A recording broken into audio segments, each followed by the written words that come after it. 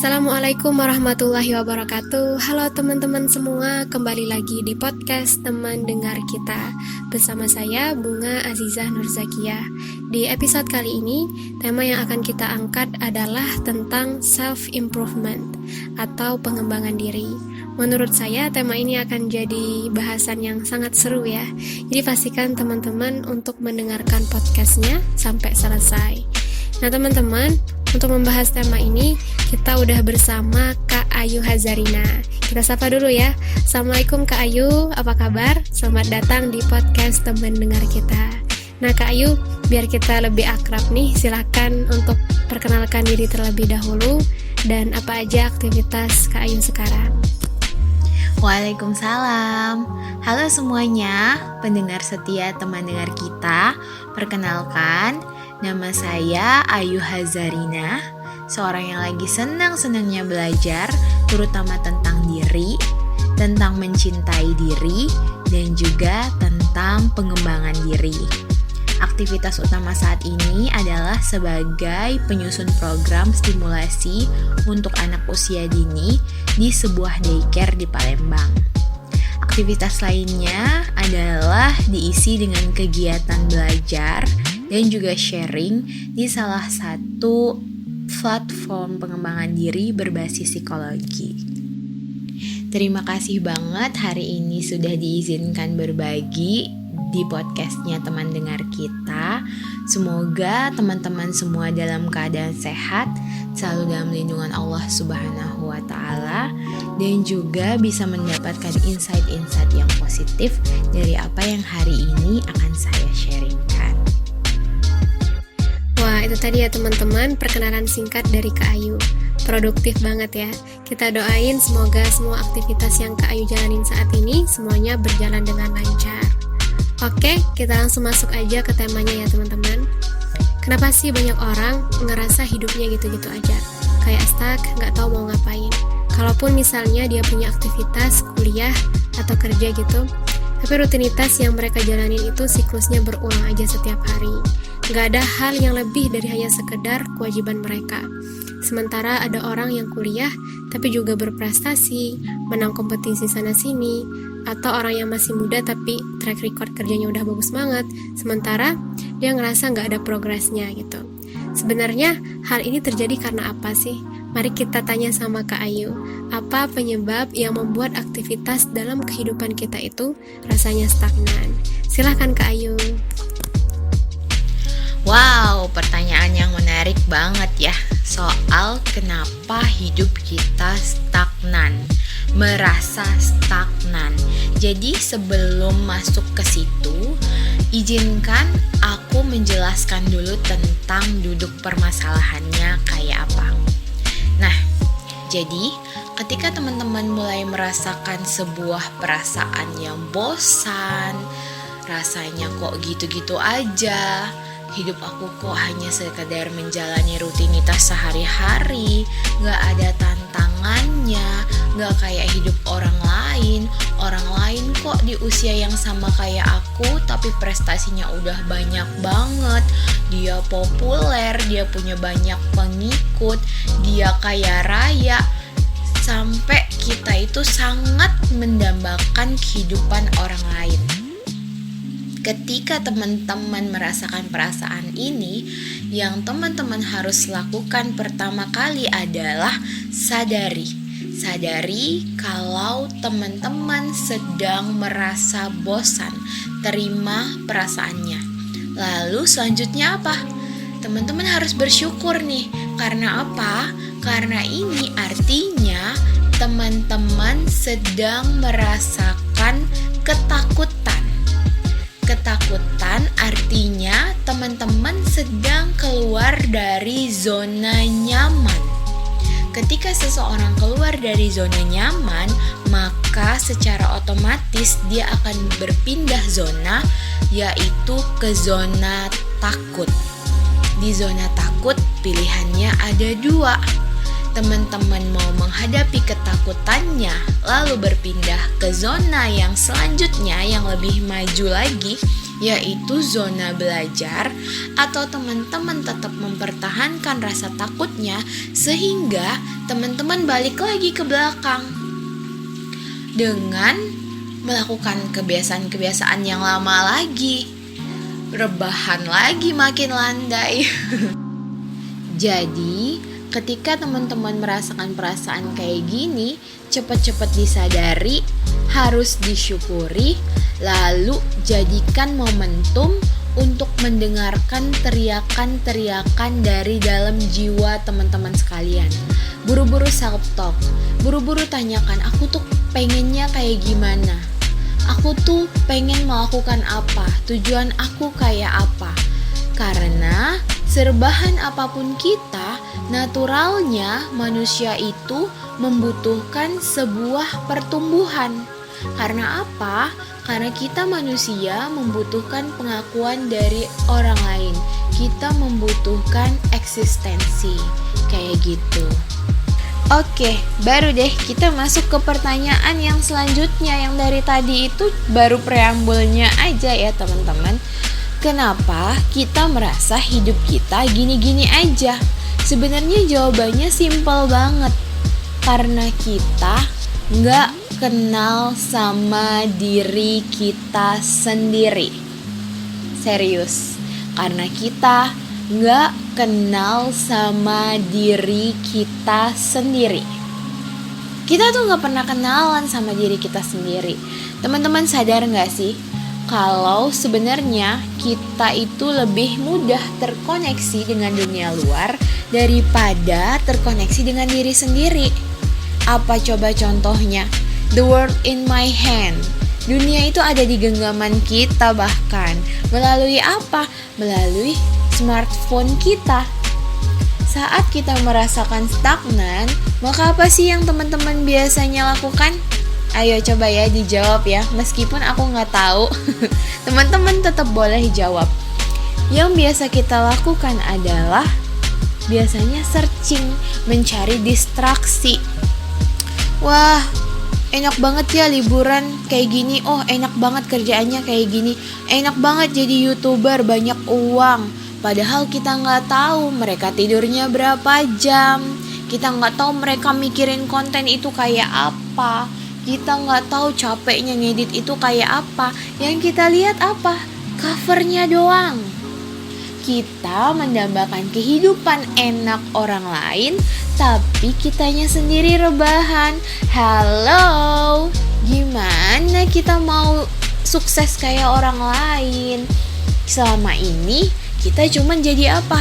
Jadi penonton. Kita gak pernah ngajak ngobrol diri sendiri. Hey, Ayu, kita bosen ya? Iya nih bosen, kenapa ya? Iya, soalnya kita ngeliatin orang lain terus. Orang lain udah kemana-mana, udah banyak prestasinya. Kita ngapain ya? Oh iya ya, kita ngapain? Kita harus apa dulu ya? Nah, pertanyaan harus apa dulu itu terkait banget dengan kemampuan kita dalam mengenali diri sendiri. Kemampuan kita dalam melacak apa-apa yang istimewa dalam diri kita. Dalam mengetahui apa-apa aja kelebihan kita. Sehingga saat kita udah tahu kelebihan kita apa, kita akan lebih kebayang nih.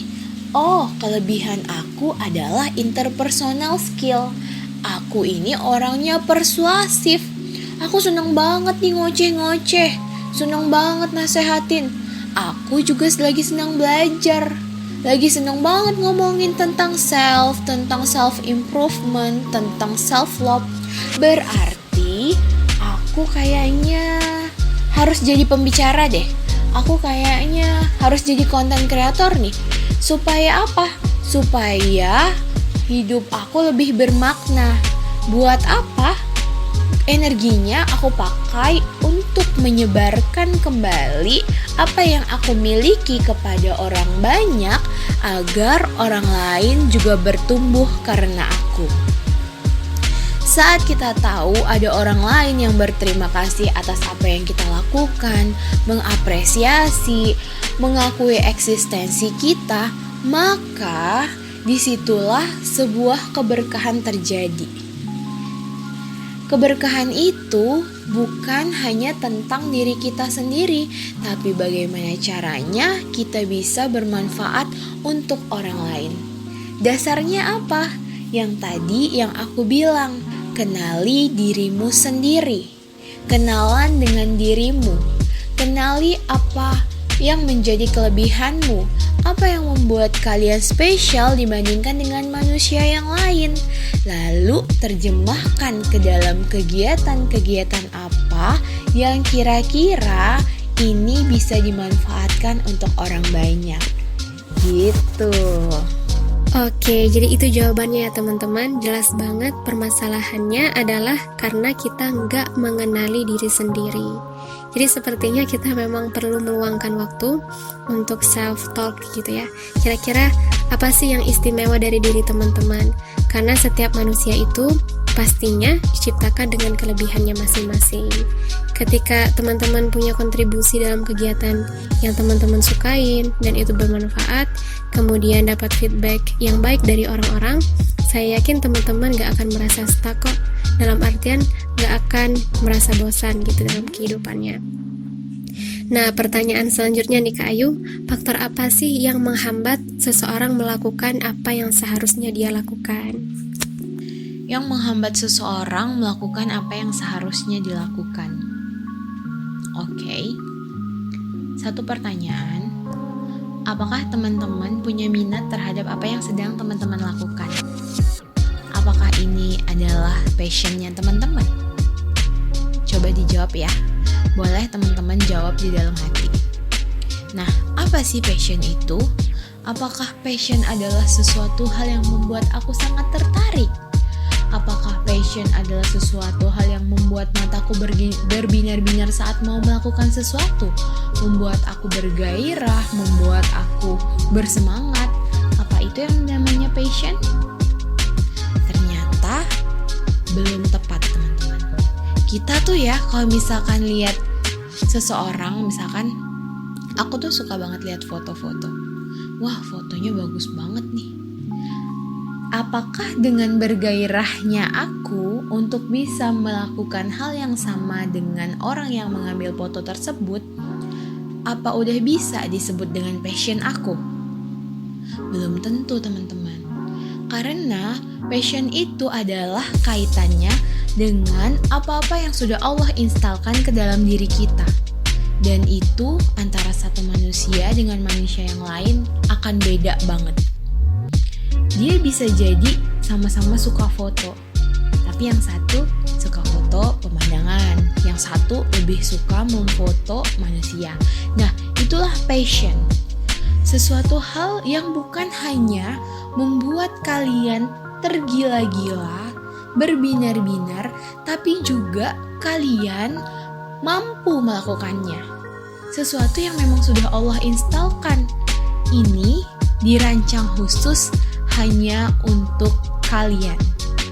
Gitu. Jadi, gimana sih caranya menemukan passion? Jadi kalau misalkan kehidupan udah mulai gak semangat, udah gak ngerti lagi deh kenapa aku udah gak bersemangat dengan hal ini, artinya kemungkinan apa yang sedang kalian jalani adalah bukan passion kalian, bukan sesuatu hal yang fit dengan diri kalian, bukan sesuatu hal yang kalian mampu, sehingga kalian menjalaninya tuh dengan setengah hati. Gimana nggak setengah hati kalau kalian nggak mampu di situ? Ibaratnya melakukan dengan effort yang gila-gilaan pun kalian tetap kesusahan untuk mengejarnya. Karena apa? Karena nggak mampu. Ibaratnya baju itu tuh kekecilan, nggak muat, nggak bisa gitu. Jadi memang yang perlu dicari adalah apa passionku, gitu. Nah, aku punya beberapa hal gimana caranya untuk menemukan passion. Ada 4E, yaitu yang pertama easy. Cari tahu apa yang paling mudah teman-teman lakukan. Misalkan, kalau aku dibanding nulis, aku lebih mudah untuk ngomong. Gitu ya. Yang kedua, apa yang paling teman-teman sukai? setelah tadi paling mudah melakukannya, kira-kira teman-teman enjoy nggak nih menjalaninya? Kalau aku merasa enjoy saat aku bisa mengobrol dengan orang lain, saat aku bisa memberikan sebuah insight yang baru, saat mempersuasi orang lain dengan apa-apa yang aku miliki, apa-apa yang baru aku dapatkan gitu. Aku enjoy banget. Terus yang ketiga adalah expert. Nah, expert ini sesuatu yang perlu diperjuangkan teman-teman. Nggak tiba-tiba saat kita mencoba sesuatu hal yang baru, meskipun itu adalah sesuatu hal yang mudah bagi kita, tapi belum tentu kita expert. Itu sesuatu proses yang harus kita capai step by step dan kita harus bersabar. Maka dari itu, kita harus tetap terus-terusan melatih nih, sampai akhirnya kita expert di bidang ini. Apakah kita expert atau belum expert gitu. Dan yang terakhir adalah earn, menghasilkan. Minimal banget teman-teman, diapresiasi dulu sama orang lain. Orang lain mengakui keahlian kita tersebut. Misalkan, aku suka loh lihat tulisan kamu, baca-baca tulisan kamu. Aku seneng loh nungguin status-status kamu lewat gitu, seneng bacanya gitu, asik, jadi insight baru buat aku. Nah, itu adalah sesuatu yang menghasilkan, meskipun bentuknya bukan sebuah materi, tapi itu bentuk lain gitu, bentuknya apresiasi.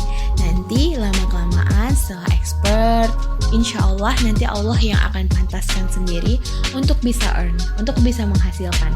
Entah itu menghasilkan dalam bentuk materi, dalam bentuk karya, insya Allah. Semoga teman-teman dimudahkan ya untuk bisa menemukan passion ini. Iya, jadi yang perlu kita garis bawahin adalah passion. Kalau teman-teman ngerasa sesuatu yang teman-teman jalanin itu kayak ada aja hambatannya, bisa jadi itu emang gak sesuai sama passionnya teman-teman. Sebenarnya saya juga belajar tadi bahwa passion itu ternyata bukan hanya sesuatu yang kita sukain, tapi juga sesuatu yang kita mampu untuk ngejalaninnya. Nah, tapi Kak Ayu, gimana kalau kita udah ngejalanin sesuatu sesuai sama passionnya kita, tapi ternyata dalam pengaplikasiannya kita belum berhasil? Gimana seharusnya kita dalam menyikapi kegagalan ini? Karena nggak setiap orang punya motivasi atau semangat yang sama untuk menerima, apalagi melakukan improvement gitu Kak Ayu. Terkait pertanyaan tentang menyikapi kegagalan, aku mau nanya dulu ke teman-teman ya. Allah itu gak pernah ngasih kita yang terbaik, kadang-kadang ngasih kita yang terbaik, atau selalu ngasih kita yang terbaik. Pasti semuanya sepakat akan jawab yang ketiga. Kita akan bilang Allah selalu memberikan kita yang terbaik. Tapi kenapa kita marah saat Allah ngasih kita gagal? Ibaratnya tuh ya, subhanallah gitu. Allah itu maha suci Allah dari melakukan sebuah kesalahan. Kesalahan ngasih kita takdir, kesalahan ngasih kita skenario jalan hidup gitu. Nah, jadi ketika kita gagal, berarti itu adalah yang terbaik yang Allah berikan untuk kita. Emang sih kayak kedengaran mudah banget ya. Ya sih, karena memang pada dasarnya aku itu gak terlalu punya banyak ambisi. Jadi jarang sih merasa gagal yang sampai beneran frustasi gitu. Kayaknya belum pernah sih, hampir belum pernah. Nah, ketika teman-teman merasakan kegagalan, mengalami kegagalan, maka yang paling penting adalah sadari. Lagi-lagi sadari. Apa yang perlu disadari? Yaitu perasaan dan juga fakta yang terjadi. Misalkan, aku gak lulus PNS. Ini adalah faktanya. Yang kedua, aku sedih. Sedih adalah perasaannya. Kita harus bisa melabel emosi supaya apa teman-teman? Supaya kita bisa mengelola emosi kita dengan baik. Gitu. Nah, lantas setelah udah paham perasaannya kayak apa, udah tahu, oh aku sedih banget, malu banget, kecewa banget, merasa gak berguna, maka selanjutnya adalah terima. Oke, fine, aku sedih, aku terima perasaan sedih ini, gak apa-apa. Selanjutnya adalah syukuri. Syukuri apa yang disyukuri? Karena aku udah berhasil membedakan perasaan sama faktanya. Itu dulu. Kegagalannya kalau belum bisa disyukuri gak apa-apa. Nah, teman-teman, kebanyakan dari kita menganggap gagal adalah sebuah masalah. Bener gak? Sebuah masalah biasanya kita juga anggapnya tuh harus selalu kita selesaikan gitu. Kalau punya masalah berarti kita harus selesaikan. Kalau kita gagal berarti kita harus coba lagi sampai kita berhasil. Itu motonya tuh maju terus pantang mundur gitu kan. Padahal sebenarnya yang namanya masalah itu Allah hadirkan bukan biar kita selesaikan. Karena penyelesaian masalah itu nanti Allah yang akan bantu gitu. Apa sih yang Allah minta dari kita hambanya terhadap bagaimana caranya kita merespon sebuah permasalahan? Jawabannya adalah Allah minta kita untuk mencari pesan cintanya Allah. Bukan buat diselesain masalahnya gitu. Bukan artinya dengan kita gagal terus kita cari kan. Boleh sih, boleh tetap evaluasi diri itu boleh gitu. Siapa tahu memang yang paling tahu diri kita adalah kita sendiri. Misalkan aku gagal jadi PNS, mungkin pas ketika evaluasi aku nggak ini di tes yang ini nih, bagian ini gitu. Jadi sehingga ketika kita mencoba lagi kita udah tahu strateginya kayak apa. Nah, ada lagi nih cara menghadapinya adalah justru dengan mencari pesan cintanya Allah. Jangan-jangan ya kegagalan ini Allah hadirkan buat apa? Buat ngasih tahu kita, hey Ayu, kamu itu gak cocok jadi penyanyi. Nyanyi aja suaranya fals. Gimana mau nyanyi, mau jadi penyanyi? Ya udah, berarti bukan di sini. Aku sengaja gagalkan supaya kamu melihat lagi ke diri kamu tentang apa yang sudah aku instalkan gitu. Kira-kira begitu ya. Jadi gimana caranya untuk menghadapi kegagalan? Ya udah, diterima aja. Toh semuanya udah terjadi gitu. Gak bisa kita rubah. Yang bisa kita rubah adalah respon kita, gimana cara kita menghadapinya. Kalau aku, maka aku akan memilih untuk nerima. Raditu billahi rabbah wabil islami dina wabi muhammadin nabiyya wa rasulah. Kita ridho atas kepengurusannya Allah, dan semoga dengan itu Allah juga ridho terhadap kita gitu. Oke, jadi itu ya teman-teman. Perasaan sedih ketika kita belum berhasil itu wajar, tapi kita perlu menyadari fakta yang terjadi. Ketika kita berada di titik ini, memang husnuzon itu benar-benar diperlukan ya. Karena itu akan ngaruh banget sih ke mental kita. Kayak kata Kak Ayu tadi ya, justru kita harus mengarahkan itu ke hal yang positif.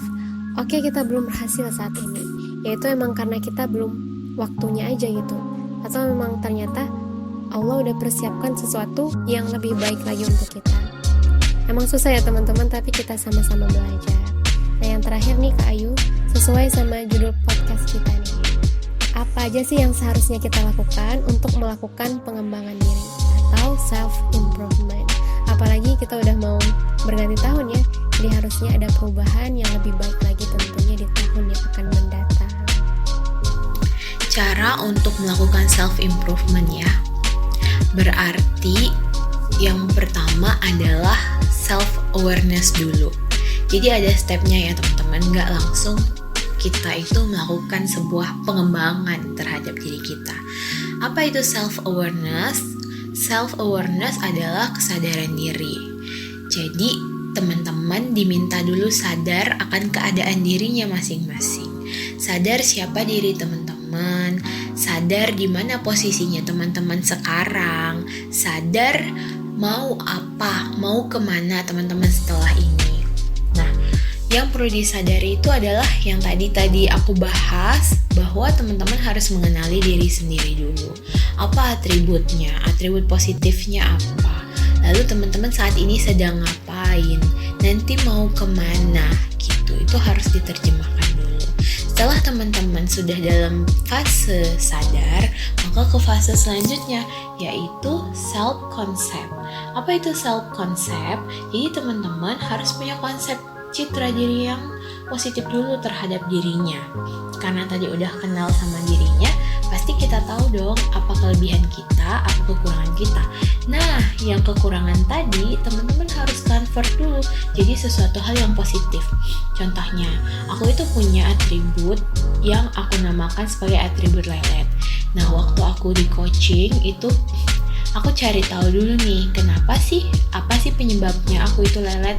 Ternyata setelah dikulik-kulik, aku itu lelet karena punya kebanyakan ide hal-hal yang harus aku lakukan di dalam kepala aku, sehingga membuat aku kesulitan menentukan prioritas.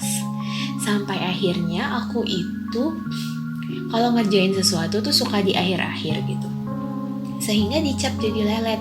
Nah, padahal sebenarnya aku itu nggak lelet, hanya aku perlu belajar menentukan prioritas.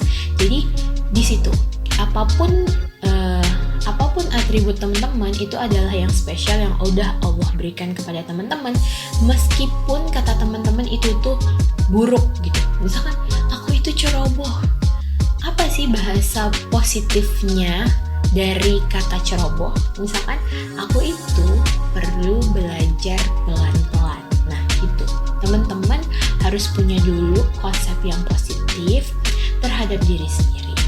Setelah teman-teman sudah punya konsep yang positif, maka selanjutnya baru deh self-improvement. Setelah tadi kita self-awareness, lalu self-concept, maka selanjutnya baru kita masuk ke self-improvement. Apa yang harus kita lakukan di self-improvement ini? Yang pertama adalah mencoba hal yang baru sesuai dengan rumus yang tadi aku sebutkan. 4E, easy, enjoy, expert, dan juga earn. Nah, teman-teman bisa mulai dari hal-hal yang paling teman-teman mudah lakukan. Jadi, gak jauh-jauh, gak kemana-mana kita larinya, sesuai dengan atribut yang teman-teman miliki. Selanjutnya adalah belajar, karena kita itu gak bisa hanya mengandalkan bakat kita. Kita butuh referensi, kita butuh latihan. Supaya apa? Supaya keahlian kita itu jadi istimewa. Nah, teman-teman, belajarnya ini bisa tentang banyak hal. Yang paling pertama aku sarankan untuk belajar adalah belajar untuk tentang diri dulu, tentang memotivasi diri. Pokoknya kuatkan dulu mentalnya teman-teman, kuatkan dulu jiwanya. Sembari teman-teman tetap melatih keahliannya teman-teman. Nah, selanjutnya adalah pilihlah circle yang baik, yang sesuai dengan harapan teman-teman. Misalkan teman-teman passionnya adalah ingin menulis, maka teman-teman bisa memilih komunitas kepenulisan. Nah, supaya apa teman-teman? Supaya teman-teman punya supporting system. Jadi saat misalkan lagi mandek, gak ada ide buat menulis, teman-teman bisa diskusi dengan sesama calon penulis. Teman-teman bisa berbagi pengalaman, gimana caranya menerbitkan buku. Nah, biasanya sebuah komunitas itu jadi sebuah figur authority. Apa itu figur authority? Jadi itu semacam sosok-sosok yang buat teman-teman itu merasa punya sosok yang otoritas gitu. Punya sosok yang otoritas. Jadi kalau misalkan teman-teman nggak melakukan hal yang sama, teman-teman tuh justru dapat sebuah pressure. Jadi dengan adanya, biasanya kan kita semakin tertekan, kita pengen keluar dari situ kan ya. Kita justru mempush diri kita untuk bisa sesuai dengan target yang kita harapkan. Itu tadi seputar self-improvement, bagaimana kita memulai mengembangkan diri kita. Nah, sekarang karena sudah kurang lebih tinggal 15 hari lagi kita akan menemui tahun 2021 yang udah semakin di depan mata. Kira-kira gimana sih kita harus mempersiapkan diri untuk kehidupan yang lebih bermakna? Nah, ini yang pertama teman-teman harus lakukan, teman-teman harus punya resolusi. Apa itu resolusi? Jadi teman-teman harus tahu kalau resolusi itu bukanlah sebuah angan-angan. Misalkan di 2021 aku ingin mendapatkan 1 miliar pertama. Di 2021 aku ingin jalan-jalan keliling dunia. Nah, itu bukanlah sebuah resolusi teman-teman.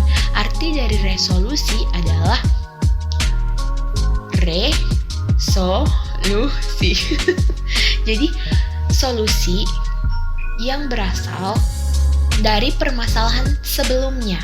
Jadi yang pertama kali sebelum teman-teman membuat sebuah resolusi adalah teman-teman harus evaluasi dulu dari kegiatan yang teman-teman lakukan di 2020. Apa aja yang teman-teman sudah jalani, apa aja yang teman-teman targetkan, target apa yang sudah tercapai, apa yang belum tercapai, kenapa dia belum tercapai, itu yang harus teman-teman evaluasi. Nah, dari situ baru teman-teman membuat sebuah resolusi. Jadi kita nggak bikin janji-janji kepada diri, tapi memang kita mau menyelesaikan permasalahan di tahun yang sebelumnya. Apa-apa yang belum kita selesaikan, maka mari kita tuntaskan di tahun 2021. Kayak gitu. Setelah teman-teman tahu apa itu resolusi, pasti pertanyaannya sekarang adalah gimana sih Kak caranya membuat sebuah resolusi yang bukan hayalan? Tenang, aku punya 4 buah pertanyaan yang harus teman-teman jawab. Ini insya Allah akan memudahkan teman-teman dalam membuat sebuah resolusi di tahun 2021. Nah, tapi pertanyaannya sih gampang-gampang susah ya, karena teman-teman harus self-talk dulu sebelumnya. Oke, aku mau bahas sedikit tentang keempat zona yang awal-awal aku bahas, yaitu tentang zona nyaman, zona takut, zona belajar, dan juga zona bertumbuh. Selamat ya teman-teman, teman-teman insya Allah udah ada di zona belajar. Yeay! Kenapa? Karena teman-teman udah dengerin podcastnya sampai sejauh ini, sampai detik ini. Artinya teman-teman sedang mengikhtiarkan bahwa diri teman-teman tuh bentar lagi nih, sedikit lagi di depan sana itu akan ada gerbang zona bertumbuh. Bismillah ya, kita coba sama-sama. Nah, 4 pertanyaan ini aku harus nyontek dulu mana catatan aku. Teman-teman harus menjawab, siapakah diri teman-teman? Lalu, itu yang pertama ya. Yang kedua adalah teman-teman hadir untuk membantu siapa? Pertanyaan yang ketiga adalah teman-teman membantu orang lain untuk mendapatkan apa? Pertanyaan yang keempat adalah mendapatkannya dengan cara apa? Pasti bingung ya cara jawabnya kayak gimana? Aku kasih contoh dulu. Aku adalah Ayu Hazarina.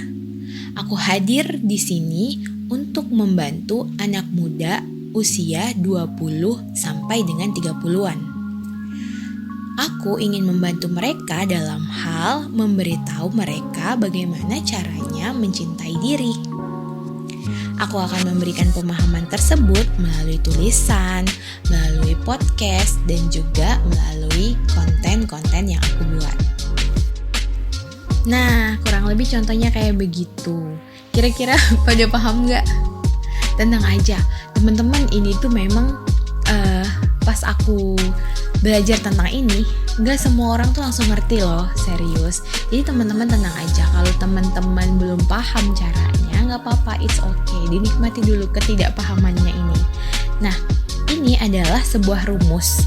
Sebenarnya yang tadi aku buat pertanyaannya adalah rumus dari to be, to do, dan to have. Jadi, karena kan kadang-kadang kita itu misalkan ditanya, mau jadi apa? Mau jadi psikolog? Gimana caranya? Aku harus belajar dulu nih, harus kuliah, harus ambil S2, harus ambil profesi, baru dia jadi psikolog. Nah, itu adalah jalur yang normal teman-teman. Nah, ini adalah shortcutnya. Jadi kalau misalkan teman-teman punya sebuah cita-cita, maka teman-teman gak perlu dulu deh Gak perlu dulu untuk merencanakan sesuatu dengan sebegitunya. Tapi yang paling penting adalah mulai dulu menjadi apa yang teman-teman inginkan. Misalkan, aku ingin jadi psikolog. Apa sih pekerjaannya seorang psikolog? Yaitu membantu orang lain untuk mendapatkan jiwa yang sehat kan. Nah, jadi teman-teman dampingi dulu aja teman-teman. Kalau misalkan punya kawan, sanak saudara yang curhat, diladenin aja gitu, diladenin, jadilah teman yang baik, jadilah tempat curhat yang nyaman. Jadi kita itu gak perlu untuk have-nya, bukan gak perlu have-nya sih, tapi kita mulailah dulu to be, mau jadi apa, to do, lakukanlah seperti orang tersebut yang kamu inginkan, dan juga baru nanti kalian akan to have. Allah yang akan memantaskan diri teman-teman untuk menjadi orang yang teman-teman harapkan. Oke, tadi udah dijelasin lengkap banget ya teman-teman gimana caranya melakukan self-improvement dan melakukan resolusi di tahun 2021. Selamat menerapkan apa yang telah dijelaskan Kak Ayu tadi. Nah Kak Ayu, kayaknya udah cukup banget pembahasan kita pada tema self-improvement ini. Silakan Kak Ayu berikan motivasi terakhir nih buat teman-teman biar lebih semangat lagi. We are what we repeatedly do. Kita adalah apa yang kita lakukan berulang-ulang. Jadi ketika teman-teman punya cita-cita untuk mau menjadi seorang penulis, maka menulislah setiap hari. Jadikan cita-cita tersebut sebagai kegiatan harian teman-teman. Mungkin ini tuh gak akan membuat teman-teman jadi langsung penulis yang profesional, tiba-tiba punya buku yang bestseller. Enggak kayak gitu. Tapi ini adalah ajang latihan teman-teman, bentuk dari ikhtiar teman-teman. Manfaatkan apa yang ada aja dulu. Misalkan dititipi 500 kontak WhatsApp, maka menulislah. Jadilah bermanfaat di kontak WhatsApp-nya teman-teman semua.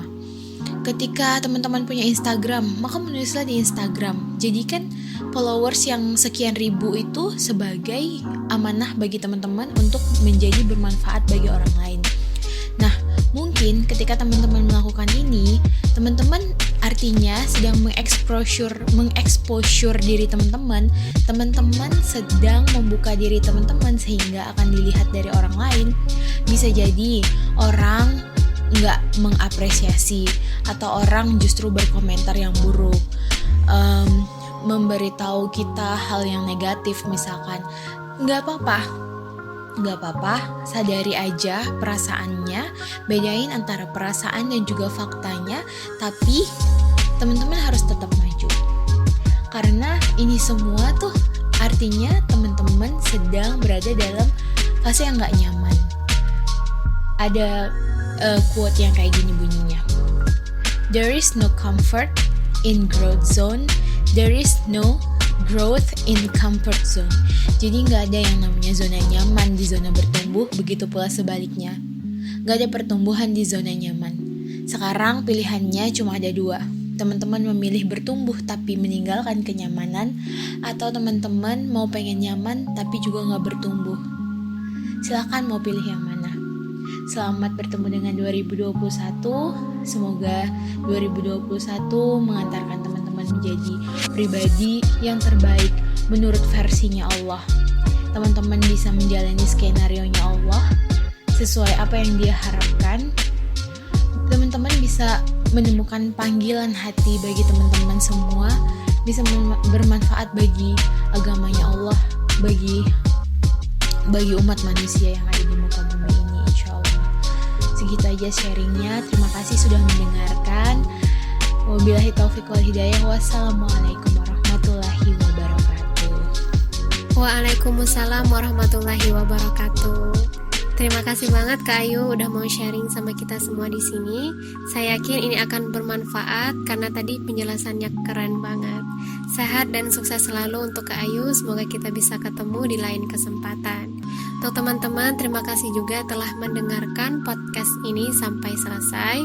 Jika kalian merasa podcast ini bermanfaat, silahkan share ke teman-teman ataupun media sosial kalian. See you the next podcast. Assalamualaikum warahmatullahi wabarakatuh.